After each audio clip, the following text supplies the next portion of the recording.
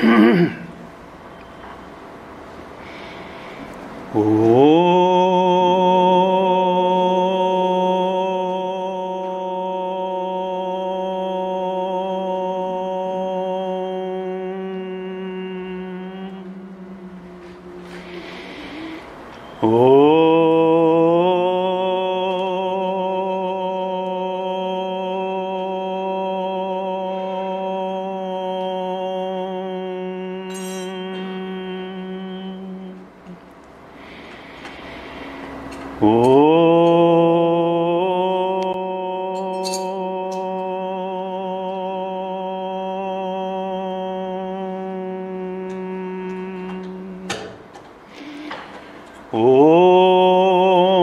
सहना भवतु सहनौ भुनक्तु सह वीर्यं करवावहै तेजस्विनावधीतमस्तु मा विद्विषावहै।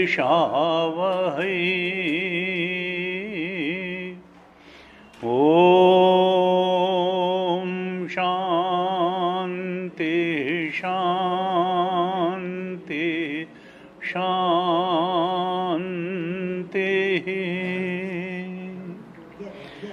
सदाशिवसमारम्भां शङ्कराचार्यमध्यमाम् अस्मदाचार्यपर्यन्तां वन्दे गुरुपरम्पराम्। अज्ञानतिमिरान्धस्य ज्ञानाञ्जनशलाकया चक्षुरुन्मीलितं येन तस्मै श्री गुरवे नमः। तस्मै श्री गुरवे नमः। ध्यान श्लोकों का पाठ करते हैं। ॐ पार्थाय प्रतिबोधितां भगवता नारायणेन स्वयं व्यासेन ग्रथितां पुराणमुनिना मध्ये महाभारतम् अद्वैतामृतवर्षिणीं भगवतीम् अष्टादशाध्यायिनीम्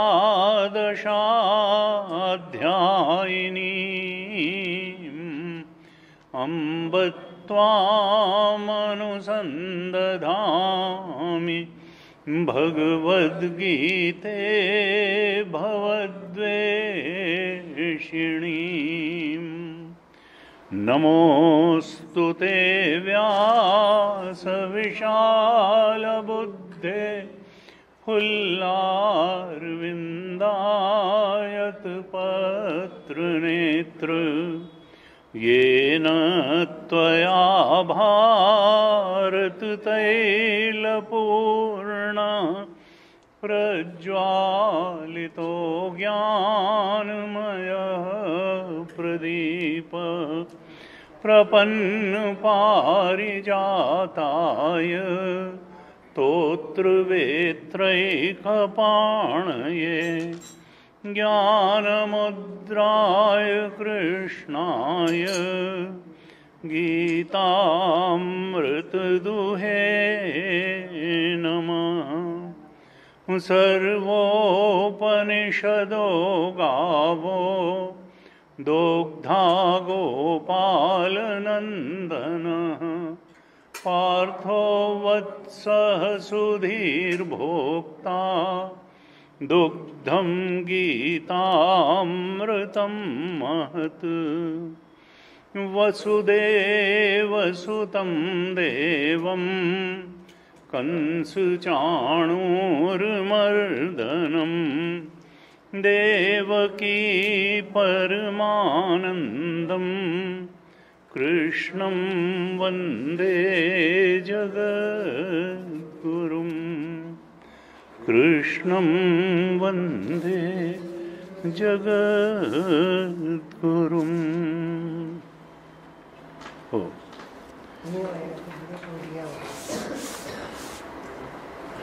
तुम लोग आधा घंटे पहले हेलो करके देख नहीं सकते हो? किस लिए हो यहाँ? फोकट की तनख्वाह ले रहे हो? किस लिए हो यहाँ? आधे घंटे पहले एक बार हेलो नहीं किया जाता तुमसे? दिन भर बैठे रहते हो मुंह दही जमा के। अभी रात में इसको लेके जाइए, कल सवेरे जल्दी आके लेके जाइए, दिखा के लाइए, ठीक है? दूसरा वाला देखो माइक, दूसरा माइक देखो।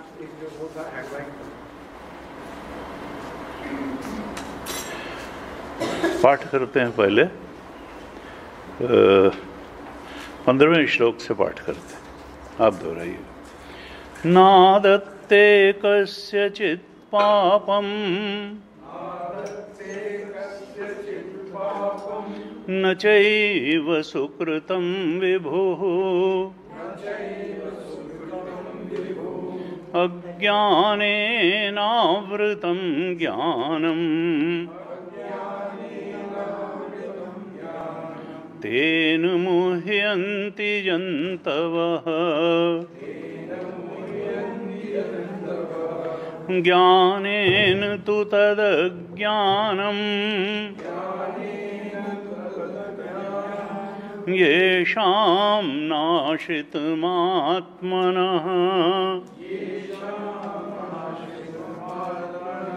तेषामादित्यवज्ञानम् प्रकाशयति तत्परम् तद्बुद्धयस्तदात्मानः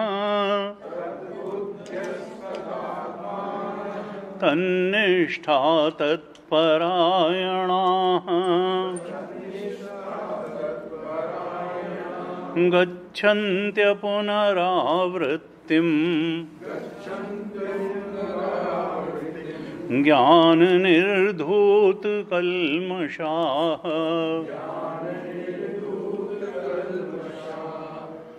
विद्याविनयसम्पन्ने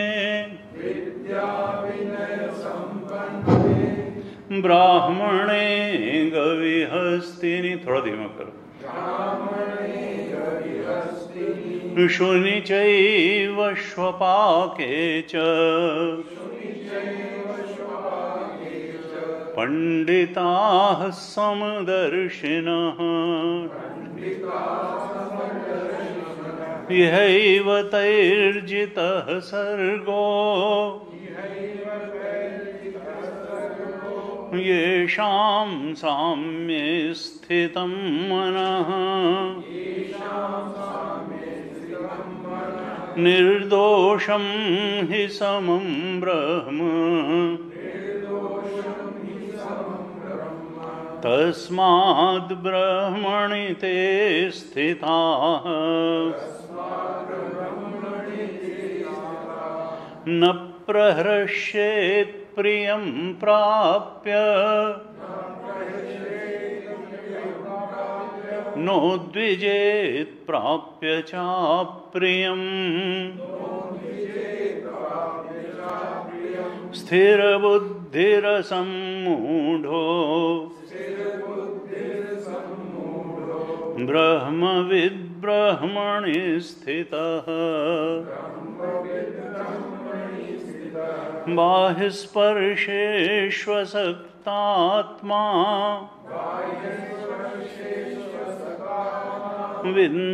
विन्दत्यात्मनि यत्सुखम् स ब्रह्मयोगयुक्तात्मा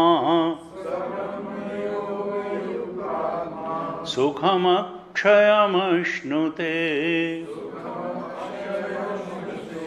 ये हि संस्पर्शजा भोगाः दुःखयोनय एव ते आद्यन्तवन्तः कौन्तेय न तेषु रमते बुधः शक्नोति हैव यः सोढुम् प्राक्शरीर्विमोक्षणात् काम क्रोधोद्भवं वेगम् स युक्तः स सुखी नरः योऽन्तः सुखोऽन्तरारामः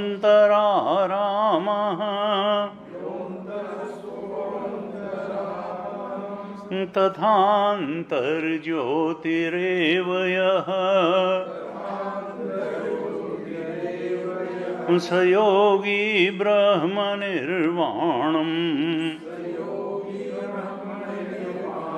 ब्रह्मभूतोऽधिगच्छति लभन्ते ब्रह्मनिर्वाणम् ऋषयः क्षीणकल्मषाः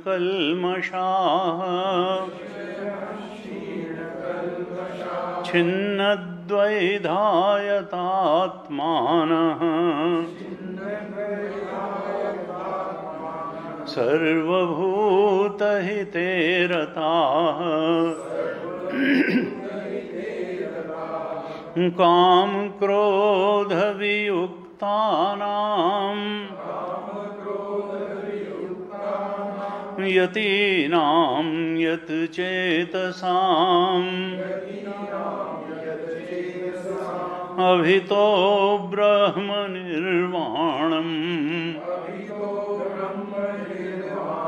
वर्तते विदितात्मनाम्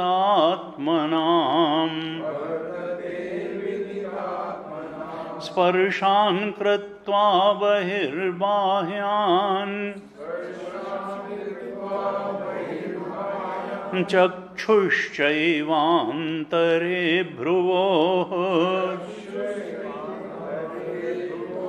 प्राणापानौ समौ कृत्वा नासाभ्यन्तरचारिणौ यतेन्द्रियमनोबुद्धिः मुनिर्मोक्षपरायणः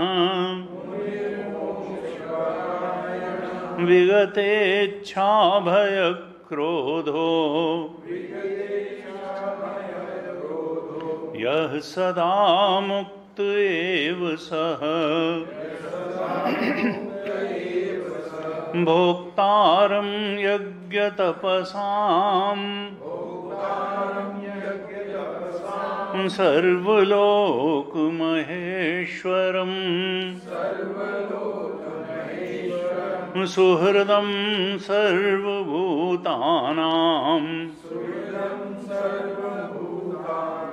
ज्ञात्वा मां शान्तिमृच्छति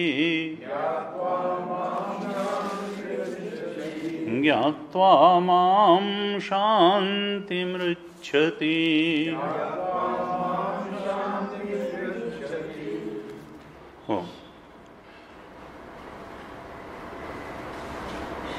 अध्याय 5 में हमने लगभग 20 या 21 श्लोक हैं 21 श्लोकों तक चर्चा करी थी। तो अभी जो 13 श्लोक से 26 श्लोक तक का प्रसंग चल रहा है, ये ज्ञानी की महिमा का वर्णन भगवान कर रहे हैं। ज्ञानी की दृष्टि कैसी होती है। और जो ज्ञानी की सहज स्वाभाविक दृष्टि है वही साधक के लिए प्रयास पूर्वक जीवन में लाने वाले सद्गुण हैं, लाई जाने वाली दृष्टि है। हमारे लिए वही जो ज्ञानी के सहज लक्षण हैं वो हमारे लिए पथ प्रदर्शक, साधना के पथ के प्रदर्शक सिद्धांत हैं, लक्षण हैं। हमें प्रयास पूर्वक उनको जीवन में लाना चाहिए अगर हमें आध्यात्मिक उन्नति चाहिए। और सबको आध्यात्मिक उन्नति चाहिए, ये कोई ऑप्शन नहीं है कि किसी को आध्यात्मिक उन्नति चाहिए और किसी को नहीं चाहिए। क्योंकि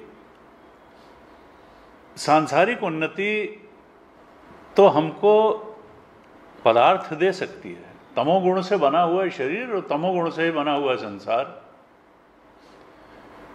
और संसार को पाने की जो इच्छाएं हैं वो रजोगुणी इच्छाएं हैं। रजोगुणी कामेश क्रोधेश रजोगुण समुद्भव, तीसरे अध्याय के 36वें श्लोक में कहा था भगवान। अर्जुन ने कहा कि किस लिए पाप करता है व्यक्ति। पापम चरति पुरुष, तीसरे अध्याय के 36वें श्लोक में भगवान अर्जुन पूछता है कि अथ केन प्रयुक्तोवम, ऐसा लगता है जैसे कि किसी के द्वारा ढकेला जाकर के ये वो काम करने लगता है जो कि अंत में इसके दुख का कारण बन जाता है। अथ केन प्रयुक्तो यम पापम चरति पुरुषः अनिच्छन्न वाष्णेय बलात् इव नियोजिता। ऐसा लगता है कि जैसे कोई अंदर देव बैठा हुआ है जो बलपूर्वक ढकेल करके इससे वो काम कराता जीवन में चला जाता है जो जिस काम से इसको शांति मिलनी नहीं है, तृप्ति मिलनी नहीं है, सुख मिलना नहीं है। तो वो कौन है जिसके कारण ढकेला जा करके, अंदर की वो कौन सी बाध्यता है, कौन सी शक्ति है, कौन सा देव बैठा हुआ है जो ढकेल करके इससे वो सब तो कराता रहता है जो देखा जाए तो जीवन में चरम परम शांति पाने का साधन नहीं है और जो दुख लाने है, लेकिन फिर भी। और भगवान कहते हैं देखो वो कुछ नहीं है, वो तुम्हारी ही रजोगुणी वासनाएं हैं। कामेश क्रोधेश रजोगुण समुद्भव, 3:37 में कहते हैं ये काम और क्रोध रूपी जो दो दानव अंदर बैठे हुए हैं जो रजोगुण से उत्पन्न है, रजोगुण समुद्भव, ये महाशन हैं और महापापी हैं। महाशनो अशना यानी बहुत खाने वाले हैं, कामनाएं कभी पूरी ही नहीं होंगी, चाहे जितना इनका पेट भरते जाओगे कामना कभी पूरी नहीं होगी। ये महाअशन है, तुम्हारी पूरी जिंदगी खा लेगी लेकिन इसका पेट नहीं भरेगा। और क्रोध महापापी है, हैं? जो निकटतम लोग हैं उनसे भी झगड़ा करवा देगा। उनका सबसे निकट का संबंध किसका होता है? पति और पत्नी का। तो उनका की पत्नी क्या है? उनका ये तो महाशक्ति है, पत्नी को शक्ति की देवी कहा गया। किसी ने कहा तो फिर पति क्या है? उनका पति सहन शक्ति है। अगर शक्ति के सामने सहन शक्ति ना हुई तो फिर चलना मुश्किल हो जाएगा। तो सहन शक्ति है। तो वो जो है ऐसी तो कहा कि कामेश क्रोधेश रजोगुण समुद्भव, ये रजोगुण से उत्पन्न है और महाअशन है, और क्रोध जो है महापापी है। इसको बैरी जानो, विध्येन में वैरिणम, ये तुम्हारे शत्रु हैं। लेकिन लगता ऐसा है, किसके शत्रु हैं? कहा आवृतम, इन्हीं दोनों से ज्ञान आवृत है, काम और क्रोध। यानी रजोगुणी जो हमारी वासनाएं हैं उनसे हमारा आत्मज्ञान, हमने कई बार चर्चा की, तमोगुण आवरण कर देता है और रजोगुण फिर आत्मा को ही अन्य रूप में दिखा देता है, जगत के रूप में दिखाता है, जीव के रूप में दिखाई देता है, अनेक कामनाएं हो जाती हैं फिर उनकी प्राप्ति। लेकिन ज्ञानी जानता है कि यह नित्य वैरी हैं। अज्ञानी को तो कभी कभी ये दोस्त जैसी भी लगती हैं। अरे देखो कितना काम रूपेण कौन्ते दुष्पूरेण अनलेन च। जैसे अग्नि में घी डालो उसी तरीके से ये पूरी उरी होने वाली नहीं है, इनकी तो तुम दूरदृष्टि रख करके और इनसे मोह भंग हो जाना ही इनके साथ ठीक तरह से निपटना है। और अभी 5वें अध्याय में बताएंगे कि इनको सहन करो, सहन करो। कामना ब्रह्म नहीं है कि हमेशा बनी रहेगी।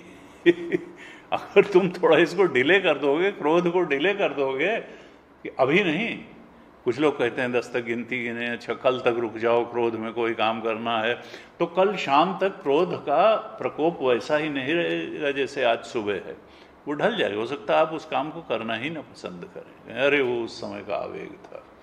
तो केवल एक चीज है जो कि टिक के रहेगी, और वो है आत्मा, आत्मज्ञान, आत्मतृप्ति। बाकी सब कुछ आने, this too will pass away. ये कामना भी तुम थोड़ा रुक जाओ तो बीत जाएगी, क्रोध भी बीत जाएगा, लोभ भी बीत जाएगा।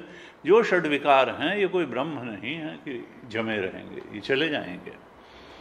तो हमारे पास वेदांत का स्पष्ट मत है कि देखो ये दोनों तो तुम्हें फंसाने वाले गुण हैं, तमोगुण भी और रजोगुण भी। तमोगुण तो आवरण डाल देता है और रजोगुण उसी आत्मा को कुछ और करके दिखाता है, और रजोगुणी वासनाएं फिर हमको संसार में ही कुछ पाने के लिए दौड़ाती रहती हैं। वो इस बात को स्पष्ट ही नहीं होने देती हैं कि पाने लायक चीज आत्मा है। सच्चिदानंद तो हमारा स्वरूप है जिसमें कि ये रजोगुणी कामनाएं बाधक हैं, बहरी हैं। किस चीज के लिए? आत्मज्ञान के लिए, अंतर्मुखी यात्रा के लिए। हम तो जीव चेतन बने घूम रहे हैं, परम चेतन अपने स्वरूप के बोध में ये रजोगुणी कामनाएं ही बाधक हैं। तो पहला साधक का कर्तव्य क्या बनता है कि वो अपने अंतःकरण को से रजोगुण और तमोगुण को कम करता चला जाए और सतोगुण को बढ़ाता चला जाए। क्योंकि सतोगुण में ही ये ताकत है कि वो सत्वातीत में, त्रिगुणातीत में छलांग लगवा देगा और स्वरूप बोध जो कि अंतिम प्राप्तव्य है इस मनुष्य के जीवन का, उस स्वरूप बोध में ले जा करके, आत्मबोध में ले जा करके खड़ा कर देगा। अब यहां तो बोध प्राप्त संत की महिमा 5वें अध्याय के 13वें श्लोक से 26वें श्लोक तक ज्ञानी की महिमा बता रहे हैं कि उसकी दृष्टि क्या है, ज्ञानी की महिमा क्या है। लेकिन अब वो ज्ञानी जहां तक पहुंचा हुआ है, जिस दृष्टि तक, आत्मदृष्टि तक, वहां तक हम पहुंचे कैसे? क्योंकि हम तो इच्छा से आक्रांत चेतन है, हम तो रजोगुण तमोगुण में कैद चेतन बन के रह गए हैं। तो पहला काम हमारा क्या है? साधना, आध्यात्मिक साधना में हमारी पहली जिम्मेदारी क्या बनती है कि हम सतोगुण को बढ़ाएं। और उसके लिए क्या होगा कि भगवान ने जो हमको शक्तियां दी हैं, प्रकृति ने हमको जो शक्तियां दी हैं, उन शक्तियों का निवेश सात्विक बातों पर ध्यान देने में करें। और वो शक्तियां बहुत तरीके की हैं, लेकिन मुख्य रूप से देखा जाए तो 5 शक्तियां हैं जिनका कि हम ज़्यादा उपयोग करते हैं दिन भर में, और उनका उपयोग हम संसार को पाने के लिए भी कर सकते हैं, और उनका उपयोग हम आत्मा को या परमात्मा को पाने के लिए भी कर सकते हैं, अगर हम थोड़ा अलर्ट रहें। क्योंकि सावधानी ही साधना है। अगर हम सावधान रहते हुए इन शक्तियों का आत्मबोध के लिए उपयोग नहीं करेंगे, उनके लिए इनका हम आत्मबोध प्राप्ति के लिए निवेश नहीं करेंगे, तो अपने आप ये काम नहीं होने वाला है। गुरु की शरण में रहते हुए उपयोग करें, शास्त्र की शरण में रहते हुए उपयोग करें, और अपने ही जो श्रेष्ठ मूल्य हैं उनकी शरण में रहते हुए उपयोग करें। तो अगर हम देखें तो सबसे ज्यादा श्रवणेंद्रिय जिसका उपयोग होता है वो तो श्रवणेंद्रिय है। ज्ञानेंद्रियों में सबसे ज्यादा उपयोग श्रवणेंद्रिय का होता है। भगवान ने उसके ऊपर कोई ढक्कन नहीं दिया है आंख की तरीके से कि बंद कर ली आंख। कोई शब्द अच्छा बुरा, गाली आई, प्रशंसा आई, सुनना ही पड़ेगा। तो श्रवण का बड़ा महत्व है संसार में भी और अध्यात्म में भी। जिनके श्रवण समुद्र समाना, कथा तुम्हार सुभग सरी नाना, वो भर ही निरंतर हो ही न पूरे, तिनके ही तुम कहाँ ग्रह रूरे। प्रथम भगत संतन कर संगा, दूजे रति मम कथा प्रसंग। तो संत का संग, संत के पास जाएंगे, सत्संग होगा, अच्छी बात सुनने को मिलेगी।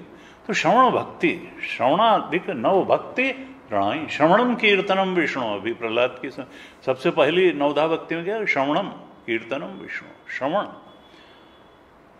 तो अंतःकरण को सात्विक बनाने के लिए, मन को सात्विक बनाने के लिए बहुत अच्छी साधना और प्रथम साधना क्या है कि हम कोई ऐसी बात न सुने जो रजोगुण और तमोगुण बढ़ाने वाली हो।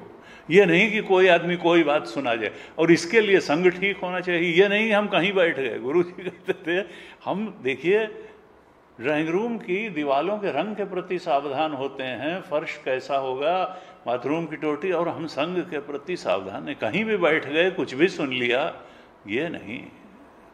हमको अपने आप पर अंकुश रखना है कि हम ऐसी बातें न सुने जो रजोगुण और तमोगुण बढ़ाने वाली हैं। तो श्रवण शक्ति का सम्यक उपयोग करें सात्विकता को बढ़ाने के लिए। पहली बात तो यही है, श्रवण। अच्छा, दूसरी चीज जाती है फिर दर्शन। लोचन चातक जिन करी राखे, रहा ही सदा दरस अभिलाखे। तो दूसरी जो है दर्शन भक्ति कही, तुलसी बाबा ने भी दूसरी दर्शन भक्ति कही। तो लोचन चातक जिन करी राखे, जैसे चातक स्वाति नक्षत्र को ही देखता रहता है, उसी प्रकार से ये हमको चाहिए कि हम ऐसी बातें न देखें जिनसे तमोगुणी या रजोगुणी बातें, जिनसे चित्त मलिन होता है, जिससे चित्त में तमोगुणी या रजोगुण को प्रदीप्त होता हो, ऐसी बातें न देखें, ऐसी बातें न सुने, बल्कि जिससे सतोगुण बढ़ता हो ऐसी बातें ही देखें। स्वाध्याय करें, सत्संग करें, गीता का भाष्य देखें, कोई ऐसी चीज देखें। तो श्रवण और दर्शन। और तीसरी चीज शक्ति क्या है प्रकृति की? वो है चिंतन। बहुत बड़ी शक्ति है। हम सोच क्या रहे हैं?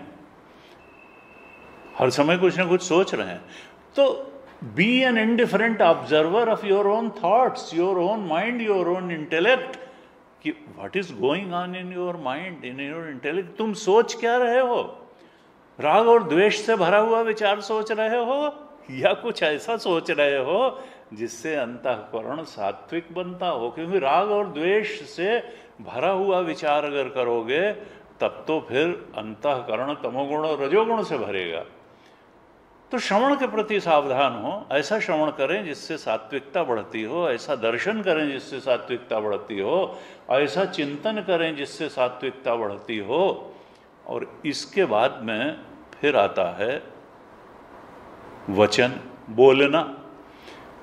हमारे व्यवहार में 95-98% व्यवहार वाणी का व्यवहार होता है। बाकी तो कोई हम युद्ध तो करते नहीं है कि लात चला दिया या वो कर दिया, बंदूक दाग दी ना। वाणी का ही व्यवहार 90-98% व्यवहार है। 95 इसके प्रति बहुत सावधान रहें कि हम कोई ऐसी बात न बोलें जिससे हमारा, क्योंकि हम खराब बात बोलेंगे पहले हमारा ही चित्त मलिन होगा, या मलिन चित्त से ही खराब बात बोली जाएगी। अगर चित्त में क्रोध न भरा हो तो किसी के प्रति कटु वचन बोला नहीं जा सकता है। पहले तो चित्त द्वेष से भरा हो तब व्यक्ति कटु वचन बोलेगा, या बहुत ज्यादा राग से भरा होगा तो फिर उसकी भी प्रशंसा कर सकता है जो प्रशंसनीय नहीं है स्वार्थ की दृष्टि से। तो इसलिए राग और द्वेष बहुत नहीं। तो वाणी वचन पर बहुत ध्यान दें कि वही बोलें जिससे सतोगुण से उद्भूत वचन बोलें और सतोगुण को बढ़ाने वाले ही वचन बोलें। और फिर अंत में आता है कर्म, क्योंकि ये सब चीज, जैसा श्रवण होगा, जैसा दर्शन होगा, जैसा चिंतन होगा, जैसा वचन होगा, कर्म भी हमारे वैसे ही होंगे। हम मॉल और पिक्चर हॉल जाएंगे, क्लब जाएंगे, या हम मंदिर जाएंगे, सत्संग में जाएंगे, ये सब कर्म जो है ये पहली 4 चीज़ों से ही निर्धारित हो जाएंगे कि श्रवण कैसा है, हमारा जो है दर्शन कैसा है, चिंतन कैसा है, हमारे वचन कैसे हैं, उसी हिसाब से कर्म। चरण राम तीरथ चली जाही, राम बसहु तिनके मन माही, कर नित करहि राम पद पूजा। हाथ क्या कर रहे हैं, पैर कहाँ जा रहे हैं, ये यानी दिनचर्या कैसी है। दिनचर्या हमारी हर तरह से सात्विक होनी चाहिए। तो साधक का ये कर्तव्य है कि इन 5 चीज़ों और बाकी जो जो कुछ चीज़ें हैं दिनचर्या में, सब कुछ को सात्विक बनाता चला जाए, और ये ध्यान रहे कि रजोगुण और तमोगुण बढ़ाने वाली चीज़ें दबती चली जाएं। तो ऐसे क्रमशः हमारा चित्त सात्विक बनता चला जाएगा, और फिर सात्विक चित्त में एक दिन जिज्ञासा भी होगी परम सत्य की, और फिर परम सत्य की तरफ हमारा बढ़ना भी हो जाएगा, मुमुक्षा भी आ जाएगी, षट संपत्ति भी आ जाएगी। कोई अचानक आश्चर्यजनक घटना घटने वाली नहीं है। कई बार हम सोचते हैं बाबा जी आशीर्वाद दे देंगे और सब ठीक हो जाएगा। कोई कृष्ण दे देते हैं, कृष्ण कोई बाबा जी से कम थे कि नहीं, वो हमारे बाबा जी जो है ना, आदत पड़ गई है हिंदुस्तान में लोगों की अध्यात्म को रहस्य के आवरण में लपेट करके देखने की, क्योंकि उससे आप अपने को बचा ले जाते हैं, अपनी दुष्वृत्तियों को बचा ले जाते हैं, अपने साधना न करने के आलस्य को जस्टिफाई कर ले जाते हैं कि अरे वो तो बहुत ही बड़े थे साहब, बहुत ही पहुंचे हुए बाबा जी थे, इसलिए वो इस प्रकार का, और हम तो साधारण आदमी हैं। आप कोई साधारण नहीं है और बाबा जी कोई महान नहीं थे। आपके पास वो सब चीज़ें हैं जो बाबा जी के पास थीं, बस आप उनका ठीक से निवेश नहीं कर रहे हैं, और बाबा जी ने हो सकता है ठीक से निवेश न किया हो, कर लिया हो, यह भी हो सकता है ज़्यादातर में ठीक से निवेश न किया हो। वो आपकी इस कमजोरी को भुना रहे हैं कि देखिए बच्चा, थोड़ा हमारे यहाँ जेब है, थोड़ा इसमें जो है इसमें भी थोड़ा कुछ डाल के जाओ, और बस हम जो है आशीर्वाद दे देंगे, सब समझ लो सभी चीज़ ठीक हो जाएगी। हाँ, सत्य वचन महाराज जी, बस यही इसी के लिए तो हम आए थे। क्योंकि ये रहस्यवाद वेदांत में नहीं चलता है। रहस्यवाद का मतलब यह है कि हम सत्य से मुंह मोड़ना चाह रहे हैं। सत्य से मुंह नहीं मोड़ा जा सकता है, आपको अपना पार्ट प्ले करना ही पड़ेगा, और तभी आध्यात्म। जैसे संसार में बिना दिए कुछ, यहाँ मुफ्त कोई चीज़ नहीं मिलती इस सृष्टि में। संसार में भी आपको ठीक तरह से काम करके, विचार शक्ति और कर्म शक्ति का ठीक उपयोग करके ही जो कुछ मिलता है। तो अध्यात्म में भी जब आप विचार शक्ति और कर्म शक्ति का ठीक से उपयोग करेंगे, तभी आपको आध्यात्मिक उन्नति मिलेगी। गुरु जो है मार्गदर्शक हो सकता है, शास्त्र भी मार्गदर्शक हो सकता है, लेकिन जब तक आप करेंगे नहीं साहब हम तो इतने दिन से सुन रहे हैं, और लेकिन फिर हमारी तो अभी आसक्ति तो देखिए संसार में ही है, अब संसार को कैसे नकार दें। उनका इसका मतलब क्या है, जब तक वो आपकी दृष्टि में न उतर आए, जीवन में न उतर आए, तो आचरण में न उतर आए, तब तक इसका मतलब आपने सुना जरूर है लेकिन गंभीरता से नहीं सुना है। अभी आप उस सुने हुए को जीवन बनाने के लिए तैयार नहीं हैं। अभी जीवन में तो आपके वही सब पुरानी वृत्तियां और धारणाएं और दृष्टि चल रही है। आप गीता की दृष्टि को जीवन में नहीं उतारना चाह रहे हैं, कहीं ना कहीं बच रहे हैं उसमें। कभी अपनी सामर्थ्य के ऊपर प्रश्न चिन्ह उठा करके उससे बचने की कोशिश कर रहे हैं, और कभी रहस्यवाद की नहीं, अब भगवान की कृपा भी तो चाहिए। ये तो सब ठीक है स्वामी जी कि सुन लिया सब है, लेकिन हमारा तो देखिए अनुभव यही है कि बिना भगवान की कृपा के कुछ होता ही नहीं है, और भगवान ऐसा निकम्मा है कि हमारे ऊपर कृपा करता ही नहीं। भगवान कृपा करेगा तब होगा। अरे भगवान भी तब कृपा करेगा जब तुम थोड़ी अपने ऊपर कृपा करो, हैं? फिर कहा माँ तब बच्चे को उठाती है जब बच्चा देखता है कुनकुना रहा है, धीरे धीरे रो रहा है, ऊँ कर रहा है, अच्छा ठीक है। और जब ज़्यादा ही चिल्लाने लगता है तब फिर वो दौड़ के उठाती है, भाई बात क्या है। तो तुम भी इतनी जोर से अगर तुमको ये दुनिया जो है ये कष्ट दे रही है, जिसको बंधन कष्ट ही नहीं दे रहे हैं उसको मुक्ति का काम ही क्या है। तो पहले तुमको ये तो लगे कि बंधन कहाँ है, ये शरीर बंधन है, ये संसार की आसक्ति बंधन है, ये संसार के भोग बंधन हैं।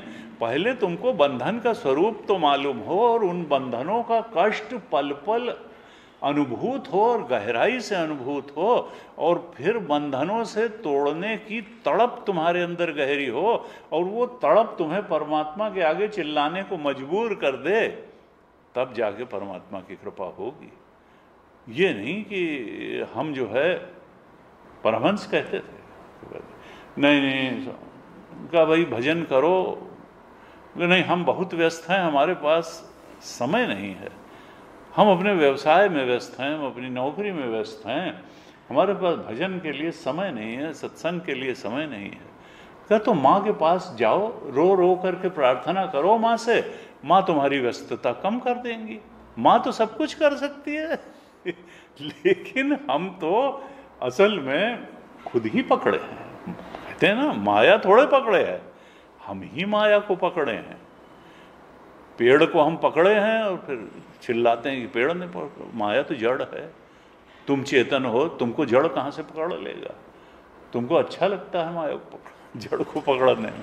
तो कहा बंधन का स्वरूप समझना और तब मुक्ति की तड़प उठना अगर होगी तो फिर गीता भी सार्थक है, गुरु भी सार्थक है, उपनिषद भी सार्थक हैं, और तब हमारी साधना गति पकड़ लेगी।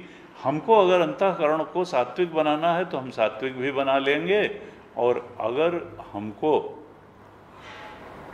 सद्गुरु भी मिल जाएंगे, सदशास्त्र भी मिल जाएगा, सत्संग भी मिल जाएगा, फिर सारा काम भगवान की कृपा भी मिल जाएगी।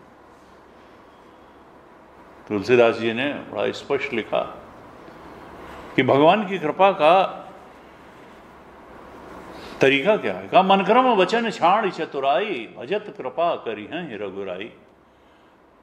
चतुराई से मत जाओ, भगवान को भी संसार पाने का एक साधन बना करके मत जाओ कि हमने बहुत सारे उपक्रम किए, और भगवान भी एक सोर्स है, एक जरिया है संसार को पाने का, तो भगवान की भी भक्ति कर लो भाई। किस लिए कर लो? भगवान को पाने के लिए नहीं, संसार को त्यागने के लिए नहीं, रजोगुण तमोगुण को जो है क्षीण करने के लिए नहीं,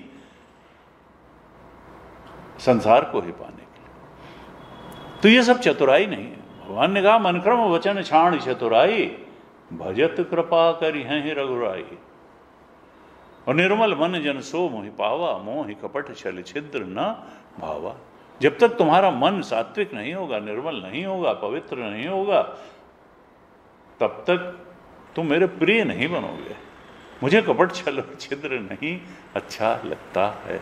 जब तुम्हारे प्रेम का एकमात्र आलंबन मैं बन जाऊंगा, जननी जनक बंधु सुतधारा, तनु धनु भवन सुहृद परिवारा, सबकर ममता ताग बटोरी, मम पद मन ही बांधि बर डोरी।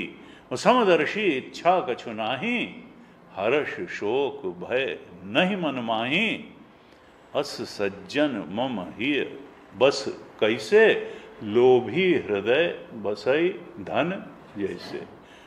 क्योंकि लोभ ही ऐसा है। कामना तो फिर एक पूरी हुई तो दूसरी आ गई, दूसरी हुई तीसरी आ गई, तीसरी गई चौथी आ गई, लेकिन लोभी का धन के प्रति आकर्षण कभी पूरा ही नहीं होता। तो भगवान ने कहा मेरे भक्त के हृदय में मैं कैसे रहता हूं, जैसे लोभी के हृदय में धन का आकर्षण रहता है। लोभी हृदय वैसे ही धन, वैसे ही मेरा भक्त मुझे प्रिय है, लेकिन फिर उसकी ममता 10 जगह बिखरी न हो, मेरे ही चरणों में हो। हमको ये ध्यान रखना है कि हम जीव हैं, लेकिन हम साधक हैं। साधक हैं, और साधक जो है वो अपनी साधना में अगर तत्पर नहीं रहेगा तो फिर ज्ञान नहीं होगा। श्रद्धावान लभते ज्ञानम, हमने अभी 4थे अध्याय में पढ़ा था। श्रद्धावान लभते ज्ञानम तत्पर संयते इंद्रिया ज्ञानम लब्ध्वा पराम शांतिम अचिरेणाधिगच्छति। ज्ञान से ही शांति मिलेगी, आत्मज्ञान से ही मिलेगी। संसार में तुम मल्टी मिलियनर नहीं, बिलियनर नहीं, कुछ भी हो जाओगे, शांति नहीं मिलेगी। ज्ञान से, ज्ञानम लब्ध्वा, आत्मज्ञान से ही परम शांति मिलेगी। ज्ञानम लब्ध्वा पराम शांति अचिरेणाधिगच्छति। लेकिन उसके लिए फिर साधना में श्रद्धा चाहिए, अपनी सामर्थ्य में श्रद्धा चाहिए, गुरु में श्रद्धा चाहिए, साधना पथ में श्रद्धा चाहिए, संयतेंद्रिय भी होना चाहिए, इंद्रिय संयम भी चाहिए, और तत्परता भी चाहिए। 13वें अध्याय में, 5वें अध्याय के 13वें श्लोक में भगवान ने कहा था कि जो आत्म तत्व है ये निर्व्यापार है। असल में आत्मा ही जो है वो वास्तव में सन्यासी है, क्योंकि असंगो हम असंगो हम आत्मा कभी किसी से, ये जीवात्मा ही है जो इच्छाओं से आक्रांत चेतन है, जो ओईटी संसार में लिप्त होकर के कुछ पाने के लिए दौड़ता है। आत्मा चूंकि आनंद स्वरूप है, इसलिए उसको कुछ पाने की जरूरत ही नहीं है। हम सुख ही तो पाना चाहते हैं, और जो सुखद स्वरूप आत्मा है वो किस चीज को पाने के लिए करेगी। और चेतन स्वरूप, चेतन के टुकड़े होते नहीं, वो तो अद्वितीय है।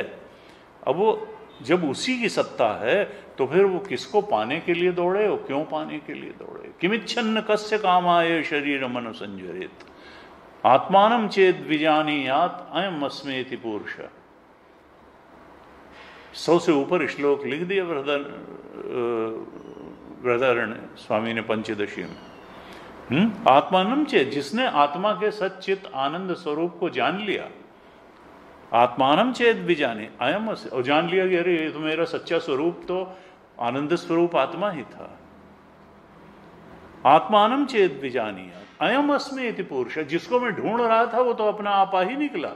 अयम अस्मे इति पुरुष, तो किमिच्छन्न, किस इच्छा से, कस्य, किस कामना से, कस्य काम है शरीर। अब दौड़ भाग करेगा जैसे कि कोई पागल की तरह दौड़ भाग संसार में कर रहा है, क्योंकि जिसको पाना था वो तो अंदर ही निकल आया, दिल में ही, हमारी चेतना के रूप में ही निकल आया। तो कहा देखो ये दुनिया जो है ये तो जीव की इच्छाओं द्वारा ही चलाई जा रही है। जो मेरी चेतन प्रकृति है, जीव भूताम महाबाहो येदम धारेते जगत। 7वें अध्याय में कहा कि ये जो मेरी जीव रूपी परा प्रकृति है, चेतन प्रकृति है, ये भी प्रकृति है भगवान की, क्योंकि भगवान की जड़ प्रकृति भी है, चेतन प्रकृति भी है। लेकिन इस जड़ प्रकृति का उद्देश्य भी चेतन प्रकृति को भोग देना ही है। तो इसके प्रकृति के मूल में हमारी इच्छाएं ही हैं। समष्टि जीवों की इच्छाओं को भोग देने के लिए ये जगत है, जड़ जगत है। और परमात्मा तो सबका अधिष्ठान है, जीव प्रकृति का भी अधिष्ठान है और जड़ प्रकृति का भी अधिष्ठान है। हमको अपनी जीव प्रकृति के सत्य परमात्म प्रकृति के बोध में स्थित होना वास्तव में हमारे जीवन का लक्ष्य है। लेकिन हम जड़ प्रकृति के पीछे भागते हुए जने कितनी जिंदगियां गुजार चुके।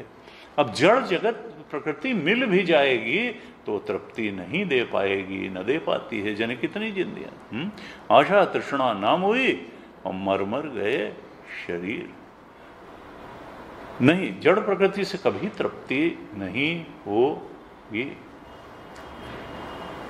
और एक बार को भोजन है, पानी है, आवास है, ये तो फिर भी अपने आप में थोड़ी बहुत तृप्ति दे देते हैं। ये जो रुपया नामक चीज है, ये केवल मनुष्य के जंजाल का कारण है। और सारे प्राणियों की पूरी लाइफ स्टाइल बिना रुपए जैसी चीज के चल रही है। आदमी सोचता है रुपया नहीं होगा तो मर जाएंगे। रुपया खाओगे, रुपया बिछाओगे, रुपया का क्या करो, रुपया से जिंदगी चल रही है। अरे भाई, पंचभूत का बना हुआ ये पुतला है, इसके लिए थोड़ा भोजन चाहिए, थोड़ा पानी चाहिए, थोड़ा आवास चाहिए, थोड़ा। तो अब भाई ये चलो ठीक है, बार्टर सिस्टम नहीं है, हम दौड़ के मार के शिकार करके नहीं खाएंगे, तो थोड़ा बहुत। लेकिन वो जिस तरीके से पैसे की दौड़ है, वो उतने पैसे की तो कोई जरूरत नहीं है। किसी ने नहीं साहब काम तो ऐसा, उन्होंने कहा देखो तुम जो काम कर रहे हो वो असल में करने लायक है नहीं। करने लायक काम क्या है? आत्मा की तरफ बढ़ना। मनुष्य मात्र के लिए जो करने लायक काम है वो ये है। अब ठीक है, पैसे थोड़े चाहिए, लेकिन अब सवाल यह है कि कितना पैसा चाहिए। आदमी को आवश्यकता बहुत कम की होती है और इच्छा की कोई सीमा नहीं है। इच्छा की कोई सीमा ही नहीं है। इच्छा आज तक किसी की पूरी नहीं हुई और आवश्यकता बहुत जल्दी पूरी हो जाती है। तो हम थोड़ा आवश्यकता समझें, कितने कपड़े की आवश्यकता है, कितने भोजन की आवश्यकता है, कितने पैसे की आवश्यकता है, और तब हम देखेंगे कि आवश्यकता, नेसेसिटी और डिजायर में गैप बहुत ज्यादा है। डिजायर तो पूरी ही नहीं होगी, इट इज क्वाइट इम्पॉसिबल, और नेसेसिटी बहुत जल्दी पूरी हो जाएगी। तो कहा देखो, असल में तुम्हारी जो धारणा है संसार के प्रति, तुम्हारी जो धारणा है सफलता और असफलता के प्रति, वो तुम्हारी दिनचर्या की बहुत बड़ी नियामक है। तुम अपनी दिनचर्या में किस बात को कितने घंटे देते हो, ये सब तुम्हारी जीवन दृष्टि पर निर्भर करता है।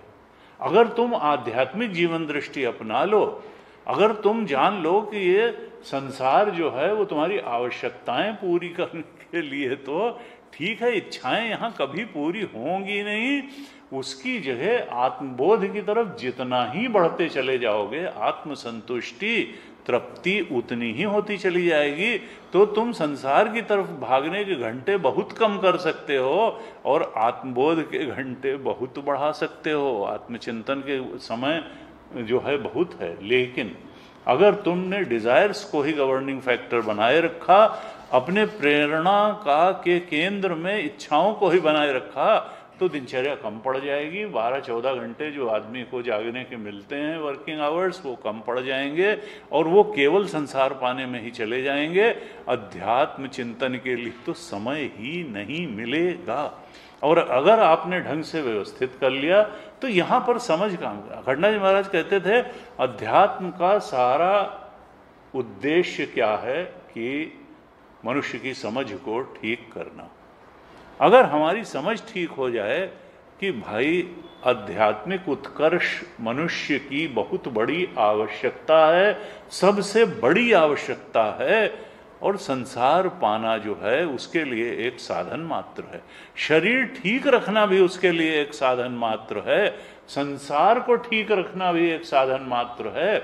लेकिन इन शरीर और संसार को ठीक रखने का उद्देश्य जो है वो तो आत्मा की तरफ, परमात्मा की तरफ, परम सत्य की तरफ, परम चेतन की तरफ बढ़ना ही है।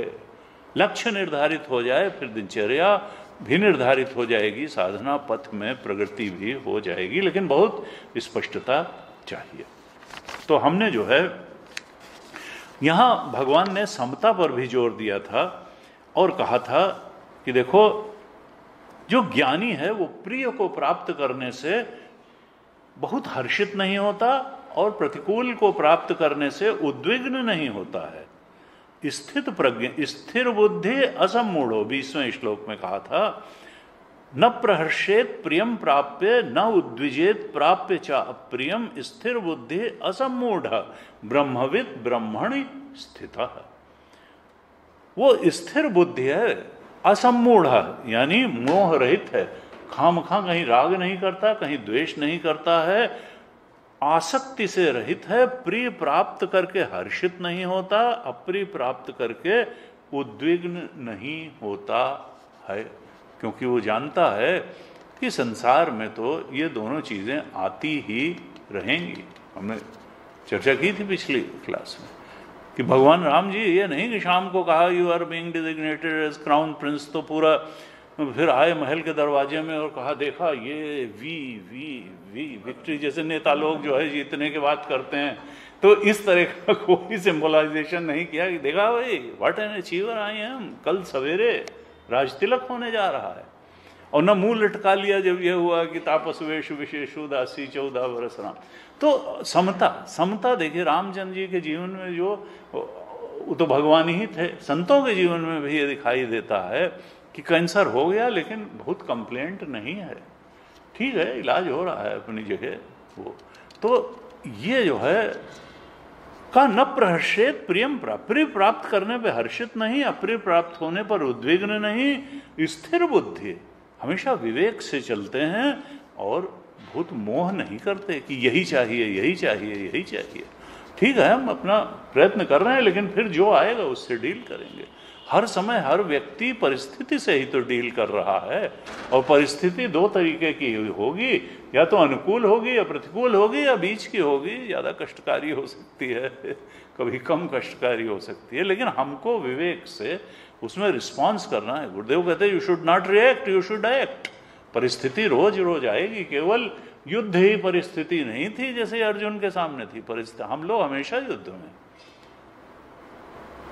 गीता जी के 8वें अध्याय के 8वें श्लोक में भगवान ने कहा कि तस्मात् सर्वेषु कालेषु माम अनुस्मर युद्ध च। 8:7 में कहा कि देखो हर समय कोई परिस्थिति तुम्हारे अंदर सामने है, और वो एक तरह से देखा जाए तो युद्ध जैसी ही परिस्थिति है। कोई बच्चा बीमार होगा, कभी जो है कुछ आर्थिक अभाव हो सकता है, कभी अपने शरीर में रोग आ सकता है, कभी पड़ोसी से झगड़ा हो, कुछ भी हो सकता है। तस्मात् सर्वेषु कालेषु, सब कालों में माम अनुस्मर, मुझे याद रखो और अपना कर्तव्य बिल्कुल ठीक ढंग से विवेक पूर्वक करते रहो। एक्ट रिएक्ट मत करो। मई अर्पित मनोबुद्धि, अपने मन और बुद्धि को मुझे अर्पित करते हुए तुम अपना कर्म करो, तो मामेव इष्यसि, तुम आत्मबोध की तरफ बढ़ते जाओगे, मुझ कृष्ण परमात्मा की तरफ बढ़ते चले जाओगे। असंशयम, इसमें कोई संशय नहीं है। मन और बुद्धि मुझे दो, तुम परेशानी में ही अपनी मन बुद्धि को न लगाए रखो या हर्ष में ही न लगाए रखो। तो कहा स्थिर बुद्धि, असम्मूढ़ ब्रह्मविद, ब्रह्म, वो ये तो ब्रह्मज्ञानी का चित्रण यहाँ चल रहा है। कहा ब्रह्मविद ब्रह्मणि स्थिता, जो ब्रह्मविद है वो ब्रह्म में ही स्थित है। 21वें तक हमने किया था। भगवान कहते हैं बाह्य स्पर्शेषु असक्तात्मा विन्दति आत्मनि यत् सुखम स ब्रह्म योग युक्तात्मा सुखम अक्षयम अश्नुते। मनुष्य सुख पाना चाहता है, और भगवान यहाँ 5वें अध्याय के 21वें श्लोक में अक्षय सुख प्राप्ति का मार्ग बता रहे हैं कि देखो जब तक तुम संसार के बाह्य विषयों के प्रति ही आसक्त रहोगे, असक्त नहीं होगे, आसक्त रहोगे, तब तक तुमको आत्म सुख से, ब्रह्म सुख से, स्वरूप सुख से, जो अक्षय सुख है उससे वंचित रहोगे। और अगर ये बाहर के विषयों से प्राप्त होने वाला जो इंद्रिय और विषयों के सन्निकर्ष से प्राप्त होने वाली जो वेदना है, जो कभी सुखद भी हो सकती है कभी दुखद भी हो सकती है, दोनों से अनासक्ति। दुखद होगी तो मैं दुखी हो गया, वेदना। अनुकूल वेदनीयम सुखम और प्रतिकूल वेदनीयम दुखम। अनुकूल वेदना होती है तो कहते मैं सुखी हो गया, प्रतिकूल वेदना होती है तो मैं ना, ये सब वेदना है, इसके चक्कर में मत पड़ो। बाहर के विषयों से आसक्त रहित जो हो जाता है वो आत्म सुख को पाता है। सब ब्रह्म योग, वही स्वरूप निष्ठ ब्रह्मनिष्ठ ज्ञानी जो है अक्षय सुख को प्राप्त करता है। अब कहते हैं कि नहीं नहीं साहब, आत्मा का तो हमको ज्ञान नहीं है, संसार तो दिखाई दे रहा है, संसार को तो हम जानते हैं, अब ठीक है कभी सुख है कभी दुख है वो तो ठीक है, लेकिन अब जहाँ दिख रहा है वहीं तो ढूंढेंगे। कहा नहीं, तुम तो ढूंढने वाले को ढूंढो जो ढूंढ रहा, तुम तो जो परेशान हो रहा है उसके सत्य को जानो, तुम तो जो खुश हो रहा है उसके सत्य को जानो। जिससे खुश हो रहा है, जिससे परेशान हो रहा है, उसके चक्कर में बहुत पड़ने की जरूरत नहीं, वो इल्यूजन है, उसको तुम ही ने महत्व दिया है, वो तुम्हारी, तुम उसको सत्ता देने वाले हो, तुम उसको महत्ता देने वाले हो। तुम तो देखो कि ये जो दुखी हो रहा है जीव चेतन, जो सुखी हो रहा है, जो चिंतित हो रहा है, जो भयभीत हो रहा है, इसका ट्रू नेचर क्या है, तो देखोगे कि वो तो फिर साक्षी है, वो ज्यादा गहरी चीज है। और ये तो विचार वृत्ति मात्र है, सुख दुख चिंता भय, ये वृत्ति से जानी जाने वाली चीजें हैं, ये आत्मा नहीं है, आत्मा नहीं है। तो बाह्य स्पर्शेषु असक्त आत्मा विंदति आत्मनि यत् सुखम, जब बाह्य स्पर्शों से व्यक्ति थोड़ा दूरी उसके प्रति साक्षी भाव रखने लगता है तो आत्म सुख का अनुभव करता है। सब ब्रह्म योग युक्त आत्मा, तब वो अपने ब्रह्म स्वरूप के बोध की तरफ बढ़ता है और अक्षय सुख की प्राप्ति कर लेता है। भगवान शंकराचार्य लिखते हैं ब्रह्म योग क्या है, युक्तः समाहितः तस्मिन् व्याप्रत आत्मा अंतःकरणम यस्य स ब्रह्म योग युक्त आत्मा, यानी ब्रह्म स्वरूप में जो समाधि है आत्मा में, उसका नाम ब्रह्म योग है।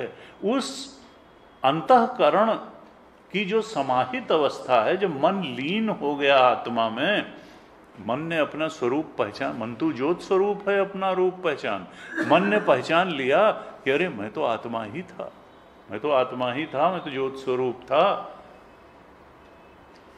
समाहित हो गया, तब अक्षय सुख का उसको अनुभव हो गया, अक्षय स्वरूप सुख का अनुभव हो गया। कहते हैं इसलिए शंकराचार्य भगवान लिखते हैं अंतिम इसमें, तस्मात् बाह्य विषय प्रीते क्षणिकाया इंद्रियाणि निवर्तयेत आत्मनि अक्षय सुखार्थी इत्यर्थ। इसलिए जो बाह्य, जो अक्षय सुख चाहता है, आत्म सुख ब्रह्म सुख चाहता है, उसको चाहिए कि वो बाह्य विषयों से इंद्रियों की प्रीति हटा ले, क्षणिक बाह्य विषयों से की प्रीति से इंद्रियों को हटा ले। और कई लोग इससे बहुत गुस्सा हो जाते हैं कि भाई ये क्या बात हुई, ये क्या बात हुई, ये तो नेचुरल है, ये तो भाई, उन्होंने कहा नेचुरल कुछ नहीं है। गुरु जी कहते थे कि भाई देखो अब संसार में तो आए तो संसार का भी तो रस लेना चाहिए। वो कहते थे तो फिर जो है, तो फिर संसार का रस लोगे तो फिर पिटाई भी तुम्हारी ही होगी। वो जो है, ये मत समझना कि जुआ खेल के अमीर हो जाओगे। जुआ खेलने में जो जुआ खिलवाता है उसी को फायदा होता है। कोई कह रहा था अगर तुमको कोई एल्योर कर रहा है कि 25% हम बढ़ा करके तुम पैसा हमारे यहाँ इन्वेस्ट करो, हम ब्याज दे देंगे, तो समझ लो बेवकूफ़ बना रहा है। जिस कंपनी में तुम इन्वेस्ट करने जा रहे हो उसका अपना जो ग्रोथ रेट है वही 10% है। 10% ग्रोथ रेट के उससे ग्रो करने वाली कंपनी तुमको कहां से 25% दे देगी? 25% तभी मिल सकता है जब 4 लोगों का 15% 3% रह जाए, तो एक आदमी को जो है वो 10% का 15% 20% मिल सकता है। किसी 3 आदमी को जब घाटा होगा तो ही एक आदमी को फायदा हो सकता है। वहां कोई पैसे छापे नहीं जा रहे हैं, जनरेट नहीं हो रहे हैं स्टॉक मार्केट में पैसे। जब 3 आदमी और 5 आदमी जो है वो घाटे में जाएगा तो एक आदमी को थोड़ा बहुत फायदा होगा। और उन्होंने कहा जो हम कॉरपोरेट में थे तो वहां पर एक जुमला होता था कि pigs come here to be slaughtered, और पिग्स का मतलब होता था 1 लाख 2 लाख 5 लाख रुपया वहां इन्वेस्ट करने वाला इन्वेस्टर। छोटा आदमी जब अपनी गर्दन कटाते हैं 5 छोटे आदमी तो एक अमीर आदमी और अमीर बन जाता है। इस तरीके का जो है, तो उन्होंने कहा कि भाई ये इस सब कुचक्र जल्दी देखो, यही अध्यात्म है कि तुमको ठगने वाले बहुत बैठे हुए हैं कि हम तुरंत आध्यात्मिक उन्नति देंगे तुमको, कोई नहीं दे सकता तुरंत आध्यात्मिक उन्नति। अपने मरने से ही, जो कहते हैं ना, अपने मरने से ही स्वर्ग मिलता है। तुम मेहनत करोगे, अंदर मेहनत करोगे, अंदर उन्नति पाओगे। बाहर ये जो एकदम ओवरनाइट जो है कुछ बन जाने वाला, ये नेचर में होता नहीं है। वहां से सावधान रहना चाहिए, बेवकूफ बन के लौट आओगे, संसार में भी अध्यात्म में भी। तो कहा कि धीरे धीरे तुम बाह्य स्पर्शों से दूरी बनाओ तो आत्म सुख की तरफ बढ़ोगे। फिर कहते हैं 22वें में कहते हैं ये ही संस्पर्शया भोगा। देखिए वहां पर तो बताया कि ये 21, 22 और 23 तीनों श्लोक संयम का प्रकरण है। तो 21 में तो बताया कि अक्षय सुख की प्राप्ति कैसे होती है, और 22 में फिर बता रहे हैं कि देखो अगर तुमने ये बाह्य स्पर्शों से, यानी इंद्रिय और विषय के सन्निकर्ष से प्राप्त होने वाले सुखों से आसक्ति का त्याग नहीं किया, अगर आसक्ति का त्याग करते हो तो धीरे धीरे तुम अक्षय सुख की तरफ बढ़ोगे, और अगर आसक्ति का त्याग नहीं करोगे तो दुख बढ़ता चला जाएगा जीवन में। ये ही संस्पर्शजा भोगा दुख योनयेवते। ये जो इंद्रिय और विषय के सन्निकर्ष से प्राप्त होने वाले दुख हैं, ये दुख की खान हैं। इनसे एक के बाद एक दुख निकल, तुमको लगेगा कि हम बड़ा सुख लूटने जा रहे हैं और सुख मिल जाएगा ना, इनके पीछे जो है दुख लाइन लगा के खड़े होते चले जाएंगे। कहा जो अज्ञानी है वही इनमें रमता है, जो ज्ञानी है वो इंद्रिय और विषय के सन्निकर्ष से प्राप्त होने वाले सुखों में जो बुधा है, न तेषु रमते बुधा बुद्धिमान, अर्थात ज्ञानी यानी जो सत्य को दूर तक देख लेने की क्षमता वाले हैं, जो सत्य के बोध में दृढ़ता से स्थित हैं, वो इनमें आसक्त नहीं होते, इनमें रमण नहीं करते हैं, क्योंकि वो इनकी 2 कमियां हमेशा देखते रहते हैं। वो 2 कमियां क्या हैं कि एक तो ये दुख की योनि है, ये परिणाम में दुख ले आएंगे।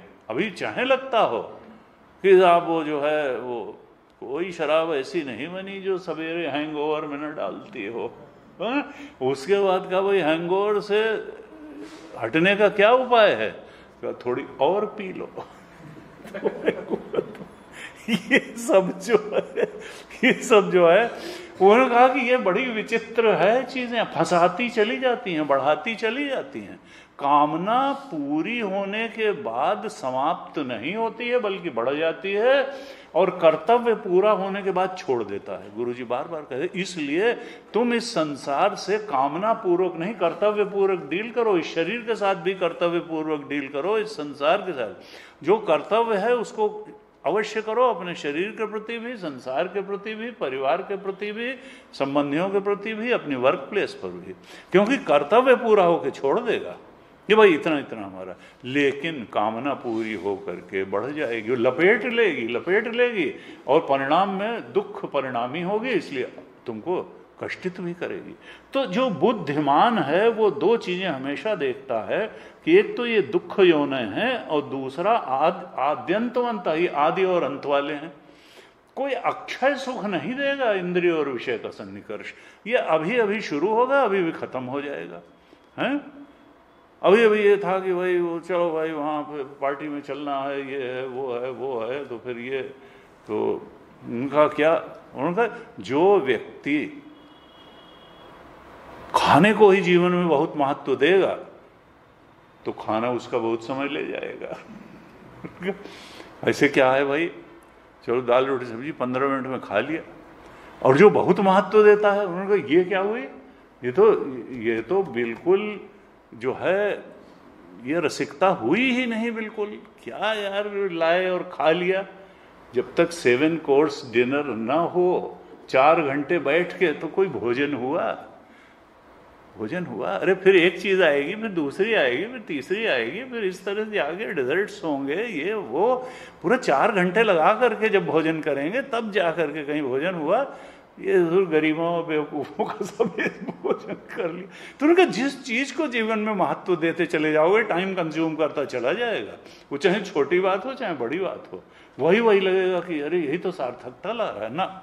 आद्यंतवंत कौन, ये आदि और अंत वाले हैं। न तेषु रमते बुधा, बुद्धिमान जानता है कि अपने समय का निवेश कहाँ पर करना है, कितना करना है, क्यों करना है, कौन चीज जीवन में कितनी महत्वपूर्ण है। बुद्धिमान इसमें नहीं रमता है। फिर कहा 23वें श्लोक में कहा शक्नोति है व्यः सोढ़ुम प्राक शरीर विमोक्षणात् काम क्रोधोद्भवम वेगम स युक्तः स सुखी नरः। कहा देखो जो नर है, नर का मतलब अभी ये ज्ञानी नहीं हुआ, ये साधक है, बहुत सिंसियर साधक है, बहुत दत्त चित्त से साधना में लगा हुआ साधक है। तो वो क्या करता है कि ये जो दो हमारे बैरी हैं, कामेश, यही तीसरे अध्याय में जो बताया, कामेश क्रोधेश रजोगुण समुद्भव महाशनो महापापमा विध्येने में वैरिणम आवृतम ज्ञान में तेन ज्ञानिनो नित्य वैरिणा काम रूपेण कौन्ते दुष्पूरेण लेन च। ये ज्ञानी के वैरी हैं, साधना के वैरी हैं। कौन? कामना और क्रोध। और कामना का मतलब आत्मा की कामना नहीं, बल्कि संसार की कामना, संसार के भोगों को अधिक से अधिक प्राप्त कर लेने और भोग लेने की कामना, ये है। यहाँ सांसारिक कामनाओं, रजोगुणी कामनाओं की बात की जा रही है, सतोगुणी कामनाओं की बात नहीं की जा रही है कि साधना और हो जाए, ध्यान और हो जाए, सत्संग और हो जाए, स्वादिष्ट, तो वो तो चाहिए, वो तो सात्विकता को बढ़ाने वाली हैं, वो तो आत्मबोध की तरफ बढ़ाने वाली हैं।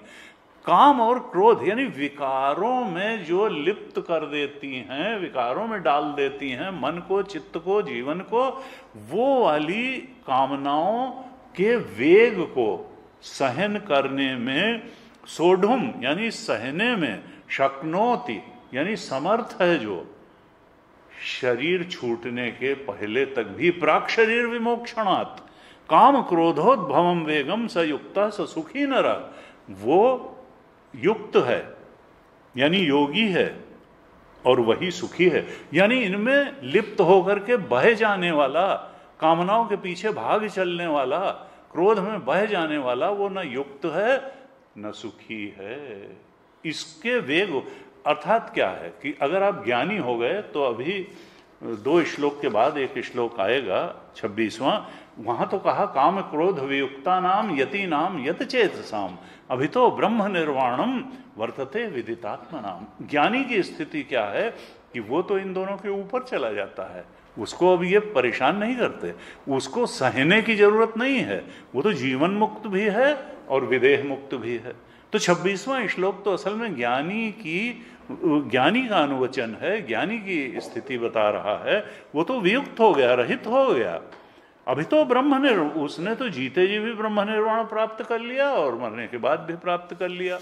लेकिन यहां पर साधक की स्थिति है, अभी वो ब्रह्मज्ञानी नहीं हुआ है कि उसके अंदर तो वेग होगा, उसको कामनाएं आकर्षित करेंगी, लेकिन फिर विवेक को जागृत रखते हुए उसको कामनाओं के वेग को सहन करने की सामर्थ्य जुटानी पड़ेगी।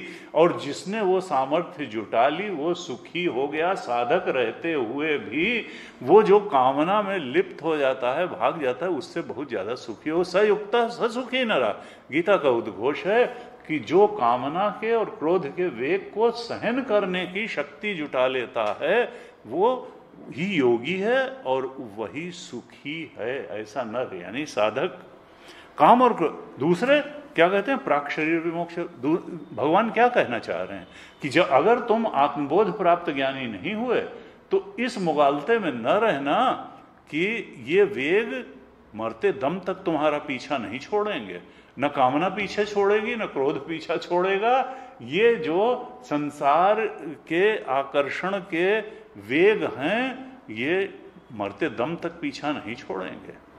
हो सकता है कि शरीर शिथिल पड़ जाए, लेकिन आत्मबोध में कहा भगवान, वयसी गए का काम विकारा। ठीक है, शरीर शिथिल हो गया, इंद्रियां शिथिल हो गई, लेकिन वेग, आकर्षण, ये मिल जाए, ये मिल जाए, ये मिल जाए, ये मिल जाए, अगले जन्म में भी तुम वही वृत्तियां लेकर के जाओगे जो मरते समय यहां वृत्तियों की जो स्थिति छूटी थी। अगर तुमने प्रयास पूर्वक